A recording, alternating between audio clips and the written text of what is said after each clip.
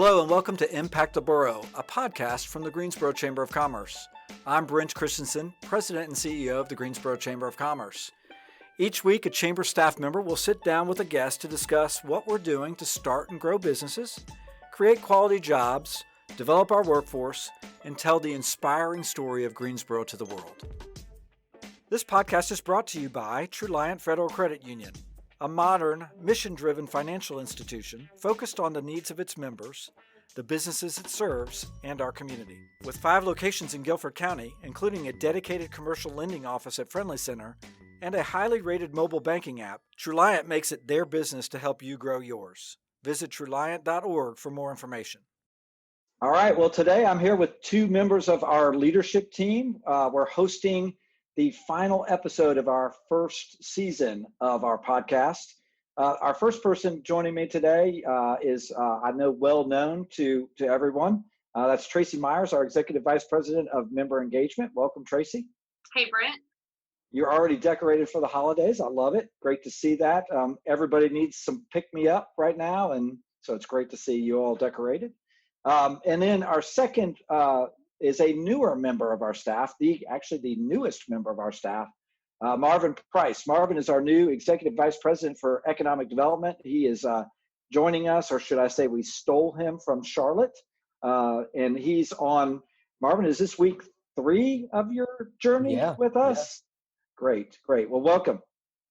Well, thank you so much. I'm really excited to be here, excited to be a part of the Greensboro family, and ready to do some awesome and amazing things. Great. Well, we're gonna do a couple of things with this podcast. We're gonna talk about a year unlike any other, and we're gonna talk about maybe a little bit look ahead to 2021, which can't help but be a whole lot better year than the year 2020. But yeah, 2020 got started for us at the Chamber in a really unique way. So I guess that was just kind of a hint of what was to come. Tracy, when we started off with an annual meeting, unlike any other that we'd had before. Right. I remember kicking off the first episode of the podcast at the beginning of the year, and we were talking about annual meeting and how we were moving from annual dinner to annual luncheon, and that was such a big change for us, right? So we thought that was a massive change at the beginning of 2020. So we started by celebrating the U.S. Figure Skating Championships with a reception and with our annual luncheon for the first time. And I remember saying at the end of the annual luncheon, next year we will see you at dinner, because there's no way that we won't be here together for dinner. So just to preview that a little bit, we are planning for 2021. We're working on our program of work, and we're working on that calendar. So go ahead and save the date for a virtual annual meeting on January the 27th at 11:45. We've got some wonderful surprises in store that we won't quite spill the beans on yet, but it's going to be another unique annual meeting, and one that we're really excited about on the 27th. Well, at this point, we are pros at virtual meetings, right? I mean, we had to pivot very early. I remember, getting ready for the ACC basketball tournament, and actually the day that my beloved Duke Blue Devils were going to play, I was ready to go when everything just kind of stopped very suddenly. And everybody had to pivot. The very next day, we started talking about, what can we do to help our members? What is it that we can provide as a chamber in terms of services to help our members? And that's where the daily action calls were born. And so Tracy, talk a little bit about daily action calls and where we started out, what we explored, and everything that went on for, I think a couple of months we did those every day, right?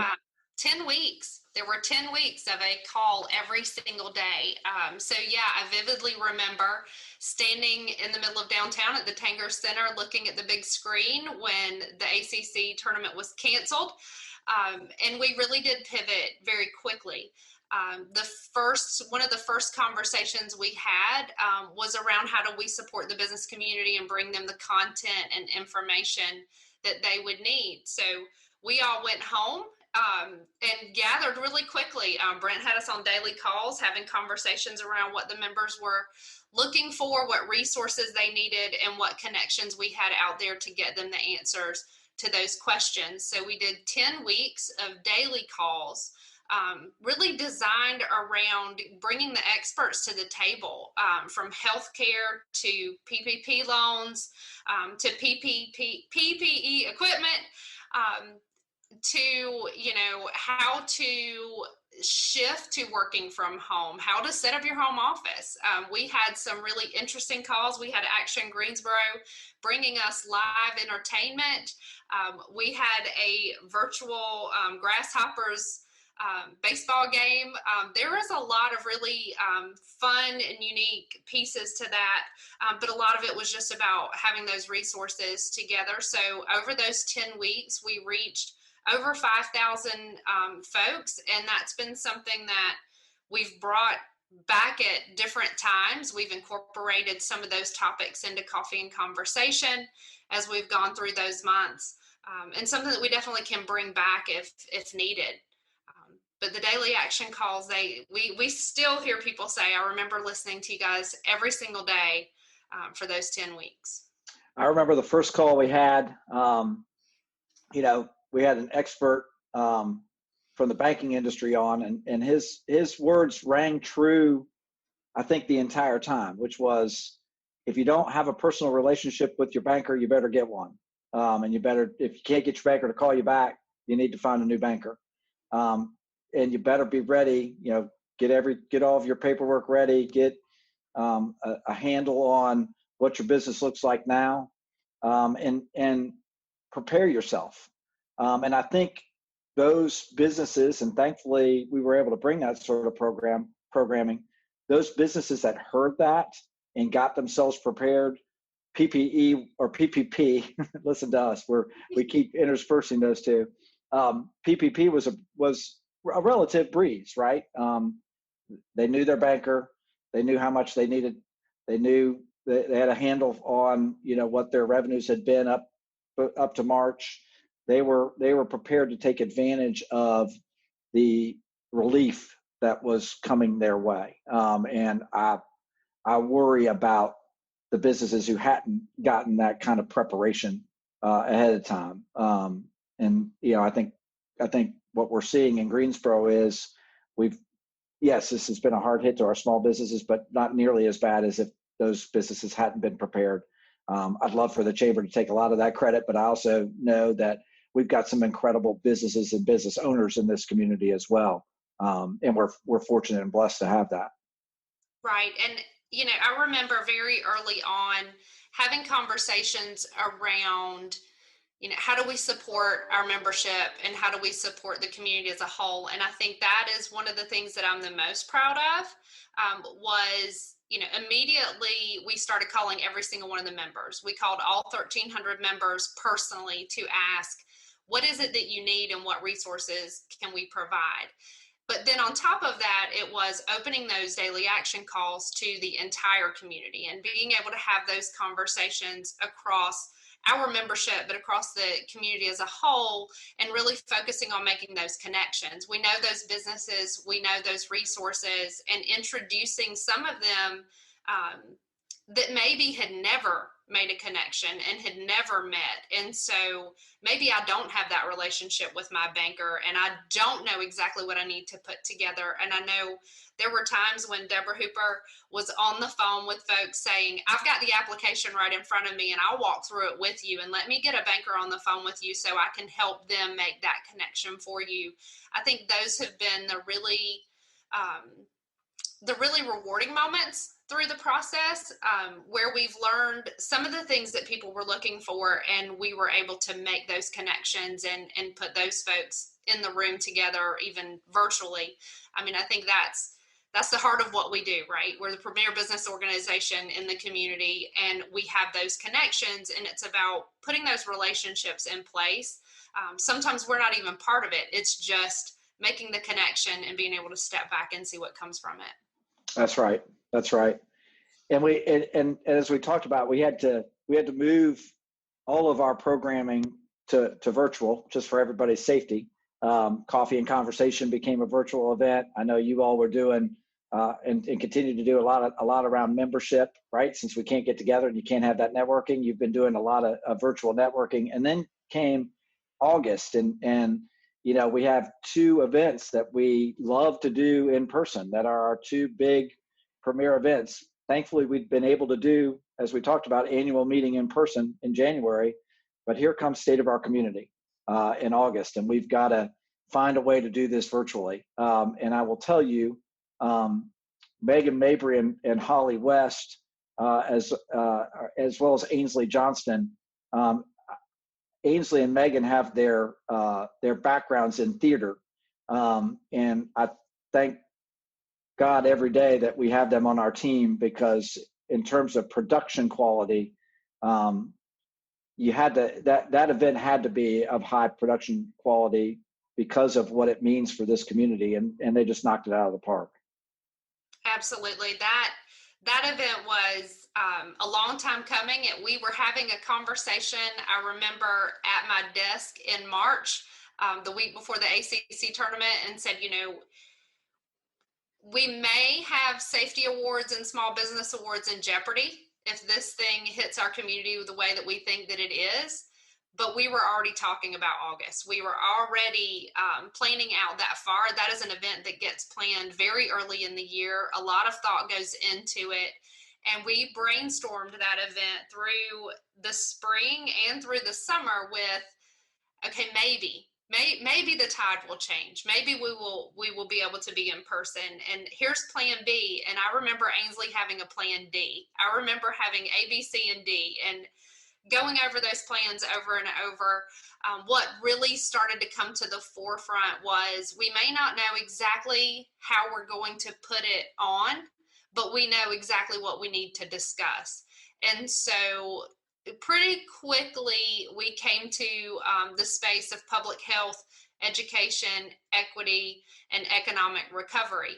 As we got closer to the event, we realized economic recovery was going to be a thread that wove itself across each one of those topics. So it was definitely the blessing of having our theater folks and extremely creative minds in that process. We knew we wanted to be at one of the local venues. We knew we wanted to support Triad Stage, and just the providence of walking in and the set being set for Pride and Prejudice, and it being in the chamber colors. And we still have folks that say, was that done for you guys? Was that there specifically for that day? But it wasn't. We talked about how do we get somebody like Mandy Cohen on the phone? How do we have, if we're going to talk public health, we need the top health expert for our region. And how do you do that? And, that's the beauty of Terry Aiken and Cone Health being able to make some connections. And so that, I think, was a beautiful event that came out of a lot of creativity and innovation put together with the topics that we knew we needed to cover. Yeah, it was a great, I continue to get a lot of praise, not for me, for the chamber, because I didn't have a whole lot to do with the production, but everybody was blown away by the production. A lot of great compliments. As a matter of fact, my friend Lauren Hill at High Point EDC asked, who did that for us, and he used the same group to do his annual meeting, knowing what an incredible product he would get that would knock people's socks off. And they did a great job for the High Point EDC as well. Tracy, a year or so ago, a number of us went to see a leadership program that was being put on by another chamber in another state, and came back all charged up about, we need to put on this leadership program for our community. We need to line up a number of speakers, and we'll have it in the theater, and there'll be great networking opportunities and book signings and just a full day of people getting leadership training and getting fired up. And we came back and said, great, we're going to do it. We gave it a name, Impact. We started lining up speakers. And again, COVID hits. And again, we have to pivot and do something different. And so we were still in the Carolina Theater. Unfortunately, it was empty.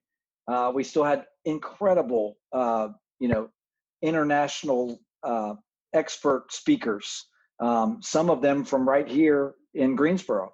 And I was incredibly proud of the product. Talk about the reach that we got with that and kind of the feedback we've gotten on that leadership conference that, again, fingers crossed, we'd like to do that in person because there's just a different element that comes to having those type of events in person. Right. We love impact. We believe in impact. We know that it's a model that works. We know that it's something that Greensboro really should own. Greensboro knows leadership. We do leadership. Leadership Greensboro has been running for years and years. Just wonderful classes coming out of Leadership Greensboro. Some of the community leaders that have been through that program, we do that well. Working together with the Center for Creative Leadership, working with the Truist Leadership Institute. I mean, it's what we know. Greensboro knows leadership. So we were very excited about the conference. We had already booked John Gordon. We were working with local speakers. The talent in this community is unbelievable when it comes to this topic. So we were just pushing full on into October. It was another one of those where we said, okay, well, maybe we'll be able to get folks in there. Maybe we'll get 25 in there. Maybe we'll be able to get 50 in there. And we recorded it to an empty theater, and we were able to share it. Our original intent was to have about 500 attendees, and we had over 500 watch the first day and over 500 watch the second day. We saw that stat hit over 1,000. So we were absolutely thrilled with the reach that it got, but even more so with the quality of the content and the ability of folks to chat live throughout that event. So we got to see our speakers come live on the chat and have one-on-one conversations with attendees and really get to engage with folks that way. So the feedback has been phenomenal. Again, it's a model we know it works, and we just absolutely love it. If you did not purchase a ticket to the conference, the beautiful thing about this year is that it is recorded. We do have it on file, and it is still available for purchase on our site. We're going to have that up there until December the 31st. So if you or someone you know would like access to that conference, you can actually still purchase your ticket and get access to the full conference online.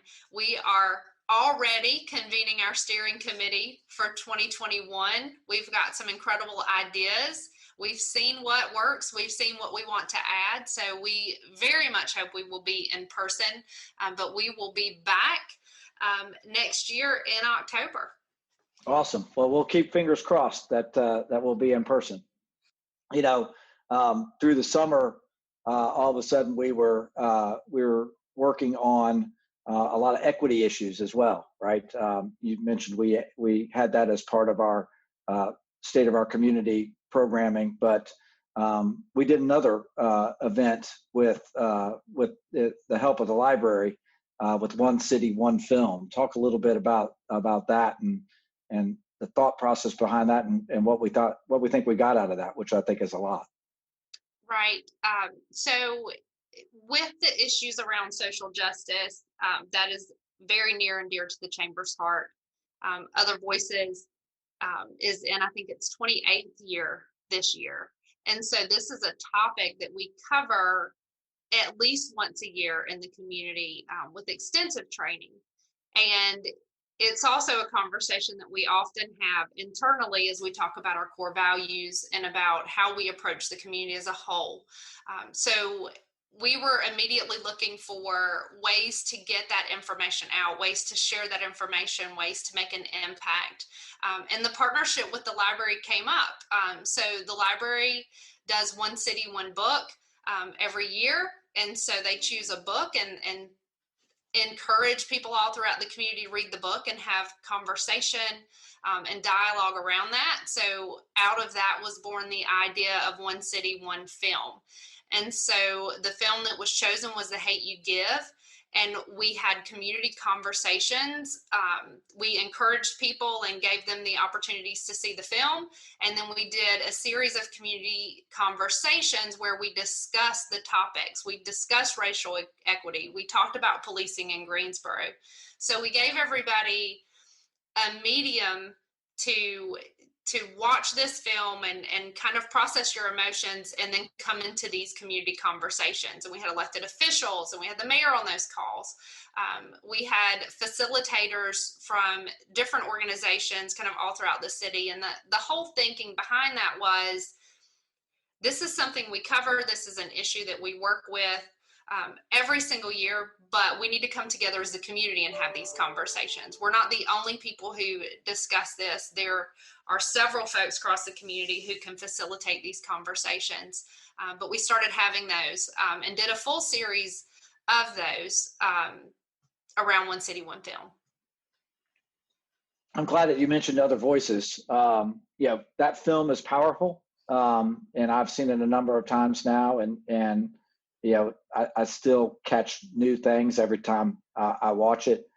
When I first got here to Greensboro about 5 years ago, a friend said, listen, if you want to be a part of a program that's going to change your life, you need to be a part of other voices. And so I went through it, and they were absolutely right. And so one of the things I would say is, if you're listening to this and you haven't been through a diversity program or an equity program or a social justice program, we've got that for you. And not only that, but one of the outcomes of it is you'll meet people who are not like you, and build incredible relationships. Ivy G and I couldn't be more different. Other than, starting off with the fact that, I'm a Dookie and she's a Tar Heel lover. But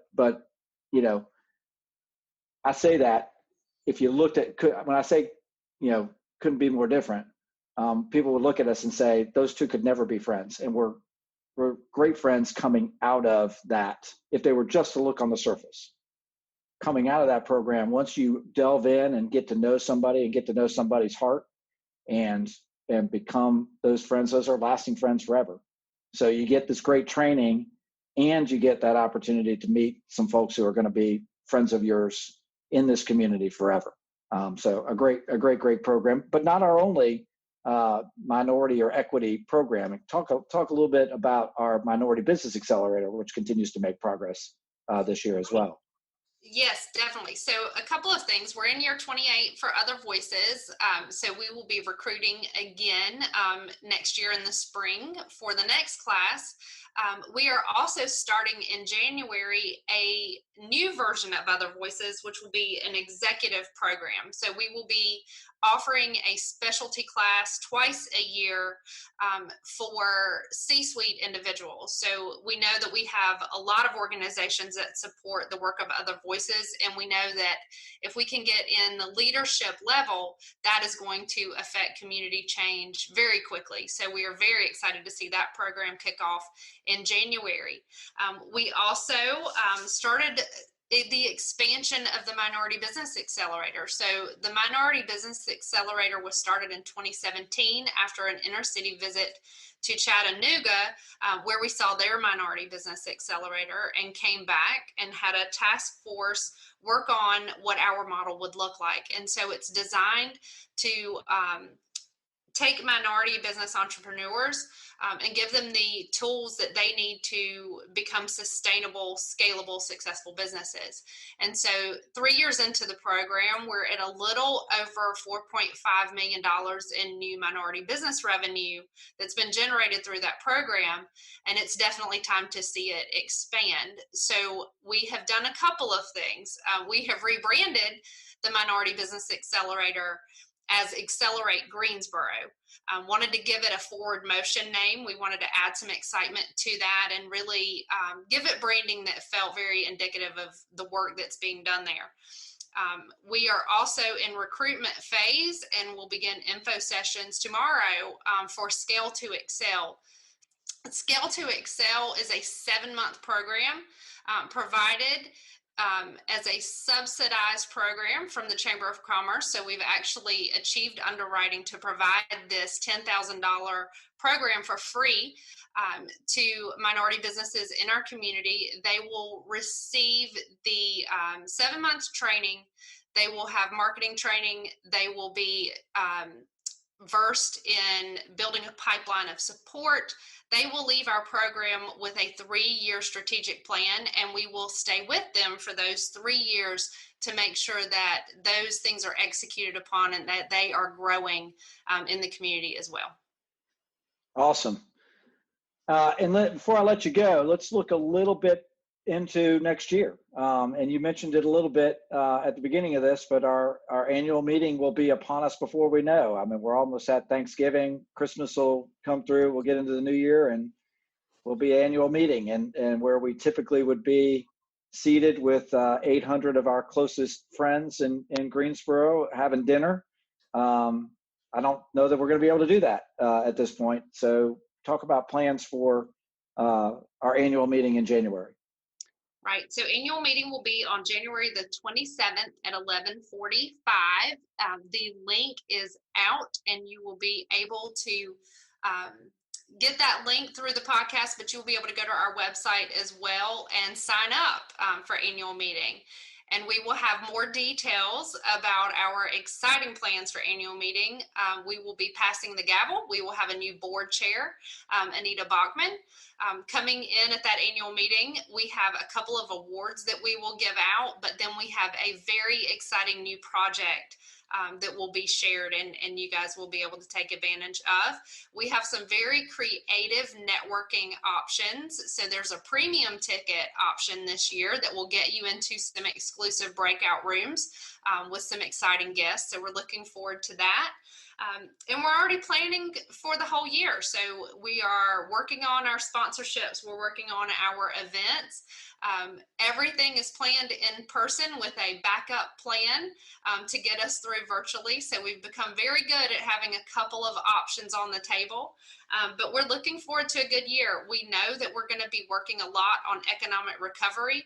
We're looking very closely at how we support especially our small businesses as we move into the year, how we support all of our businesses, how we work with each of the members. So we're excited, and definitely excited about economic development and how that's going to go in 2021 as well. All right. Well, thank you, Tracy. That's a great lead in. As usual, you're great at leading into the next part of our conversation. And of course, I introduced him earlier. Marvin Price is with us, our new Executive Vice President for Economic Development.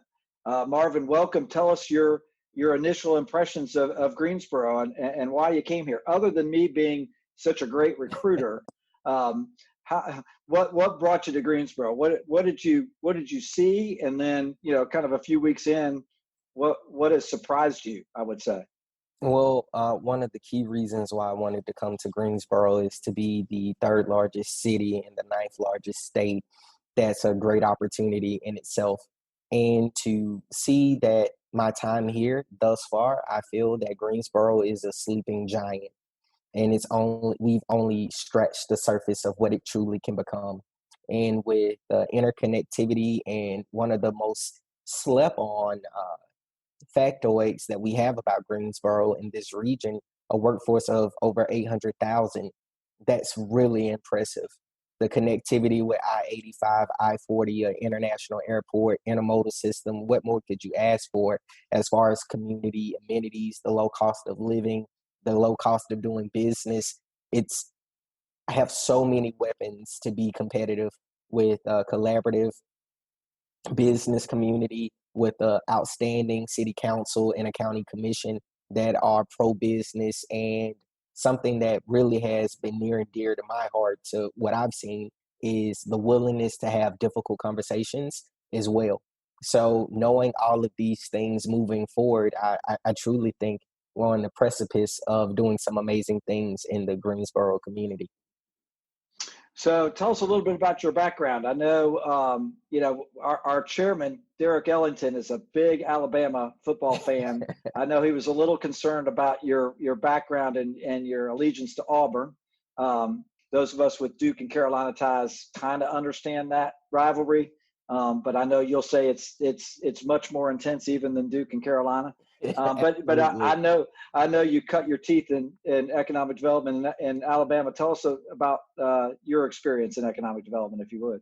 Yeah, absolutely. So, received my master's in community planning with a concentration in economic development from the state, from Auburn University, and also did an internship with the state of Alabama, a pilot program actually for the Economic Development Association of Alabama, and then was able to work for a regional economic development organization, the Birmingham Business Alliance, a fairly sized metro.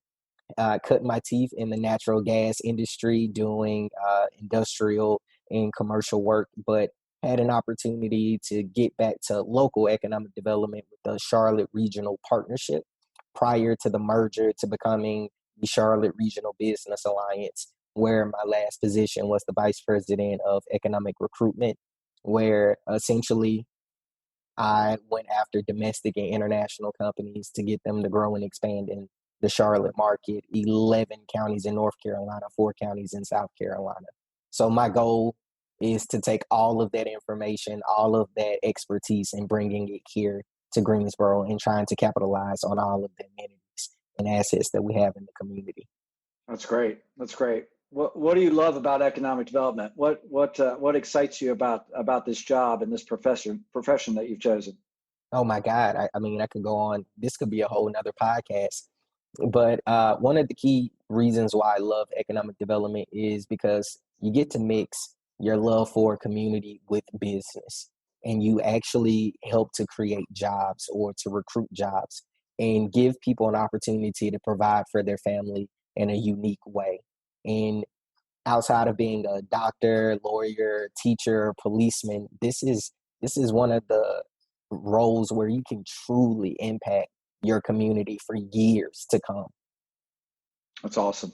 That's awesome. Talk about some of your past successes. What are some of the projects that you've landed that you remember, and maybe some that you lost that you learned from?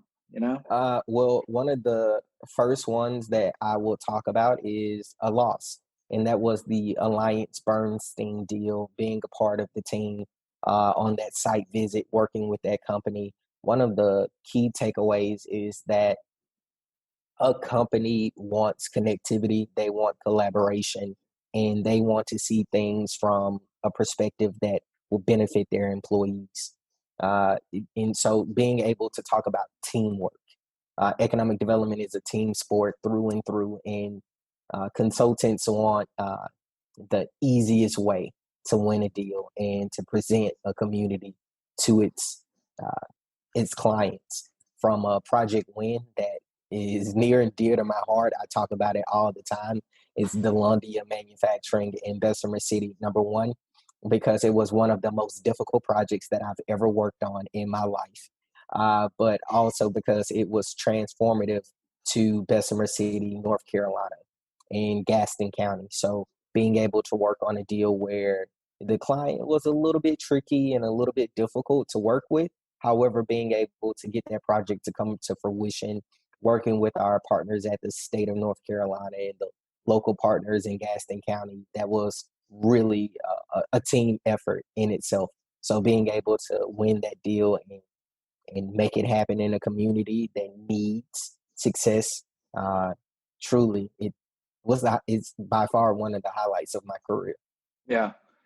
2020 has been an interesting year for economic development as well. Project activity is down. It hasn't dropped off the cliff, but certainly down from 2019. But we still had some good wins. We've had UPS choose to expand here, bringing 140 jobs at a really good wage. We've had Prepack Manufacturing out of Canada choose this area. They know our furniture heritage. They also know that they found a great building here.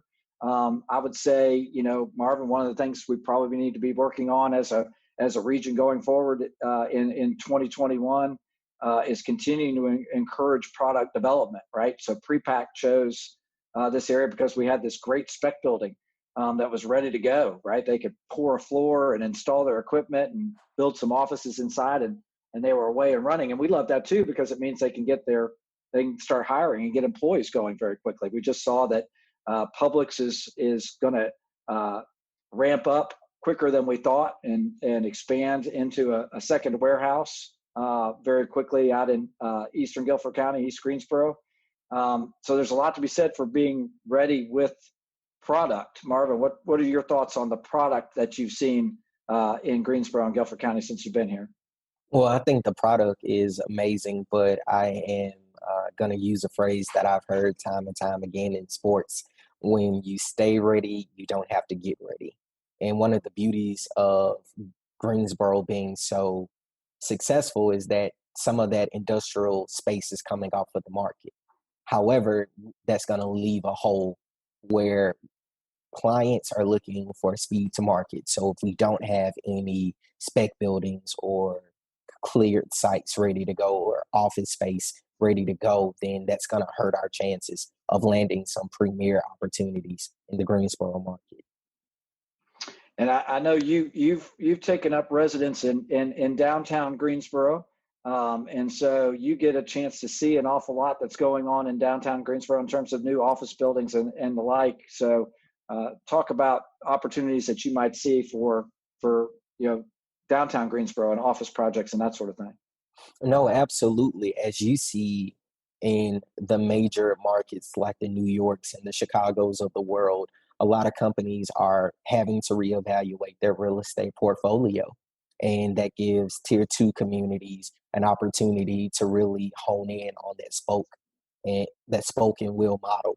So being able to market ourselves as a regional headquarter mecca, if you will, is a great opportunity. And we have a lot of office space that we can capitalize on. And the question is whether or not we're going to be able to fill that space. It's not a question of if, when. So to all of the developers that are listening, I think this is an opportunity to get ahead of the game for the next opportunity, because we know as the U.S., we're going to come back stronger than ever. So. Well, I know I'm looking forward to 2021. I'm awfully glad that you joined us. You're going to make an incredible impact on this community, on our organization, and this community in general. And so, welcome to Greensboro. Welcome to Guilford County. Let's get to work. I know you've already gotten to work, so I shouldn't say that, but there's an awful lot to look forward to in 2021. So thanks for joining us. No, thank you for having me, and thank you to everyone that has given me warm welcomes. I truly appreciate it. Well, thanks to everybody for joining us on what is, again, our final podcast of 2020, 36 total episodes. Let's look at these numbers. Of all the downloads on the podcast up to now, and I'm sure that this will go up, 1,930 total downloads so far. On YouTube, you've looked at our ugly mugs 1,619 times on YouTube. So thank you. We love this sort of interaction. We love being able to get information out in this fashion and being able to talk about all the great things that are going on with the chamber and with the community in general. So thank you. And one final thank you I have to make is Holly West, a member of our staff who makes us look good. Makes us sound good on these podcasts. This was her idea. She brought this to us, and she has now brought it to you. And we can't thank you enough, Holly, for all that you do on these podcasts, making them happen. And we're looking forward to another great lineup in 2021. So thank you. Have a great holiday season, and we'll see you again in 2021. This podcast is brought to you by Truliant Federal Credit Union, a modern, mission-driven financial institution focused on the needs of its members, the businesses it serves, and our community. With 5 locations in Guilford County, including a dedicated commercial lending office at Friendly Center and a highly rated mobile banking app, Truliant makes it their business to help you grow yours. Visit Truliant.org for more information. You can find all of our episodes on YouTube thanks to our video sponsor, North State. Impact the Borough is recorded at Press Play Studios Producers are Brody Cohen-Glaze and Holly West. You can follow us on Instagram, Twitter, and Facebook at GSO Chamber. See you next time.